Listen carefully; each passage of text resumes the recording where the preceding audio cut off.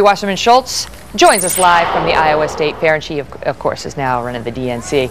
So good to see you again. You too, Megan. Thank you very much, and thanks for coming back on the program.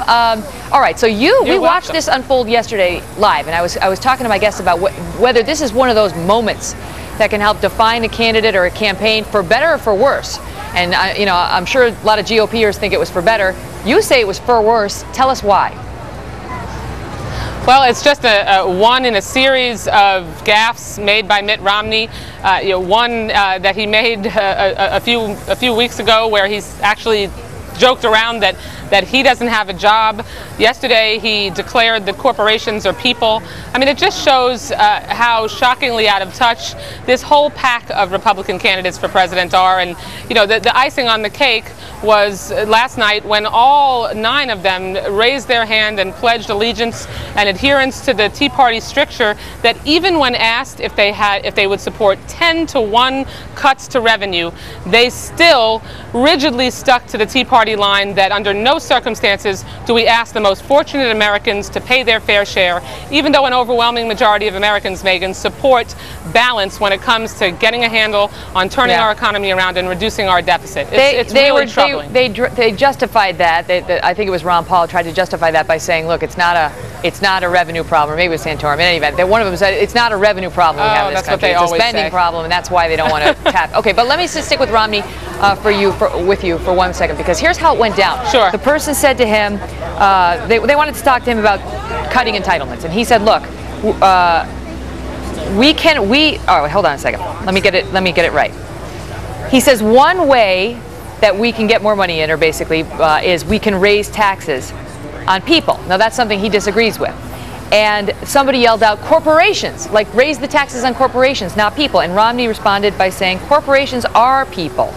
And the person said, no, they're not. And he said, of course they are. Everything corporations earn ultimately goes to people. Where do you think it goes? It seems like his point was, I work for a corporation. If my boss gets, pinched for a lot of money, maybe they don't have enough money to pay a bunch of staffers here at Fox News, and I or my colleagues lose our jobs, or they don't hire more people. Is that not a fair point? Really? You think people in America, Megan, believe that ExxonMobil is a person, that General Electric is a person, that BP is a person? At the end of the day, the overwhelming majority of Americans believe that corporations do not pay their fair share.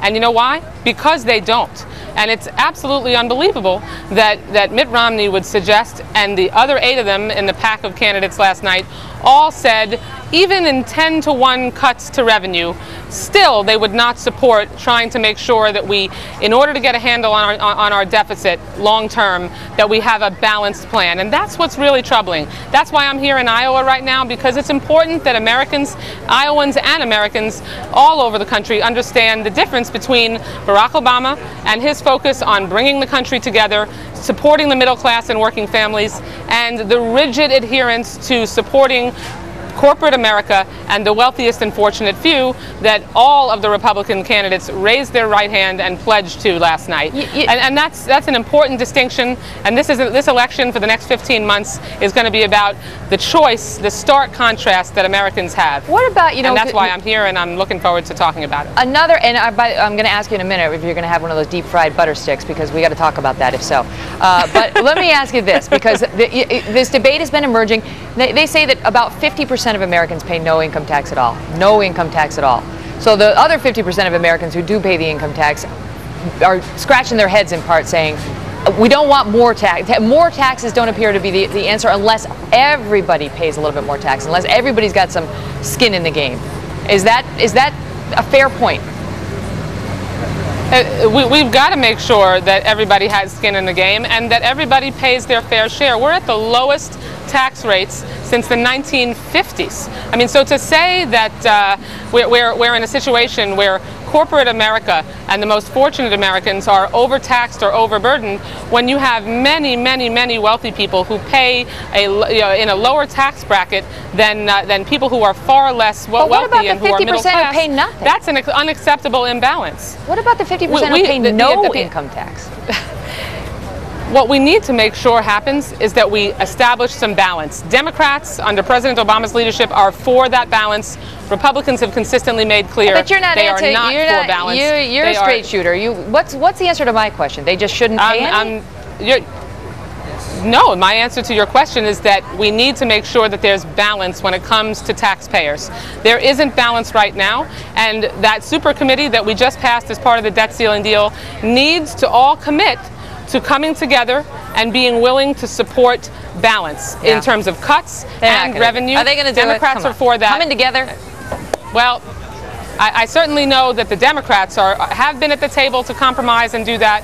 Republicans have not, and that's what this debate leading up to Election Day next year is going to be about. All right, so are you doing it or aren't you? Butter, deep fried? No, you know what? I'm all about the deep fried Milky Way. I'm a chocoholic, so that's my first stop. It sounds fantastic. Butter, not so much. Have one for me.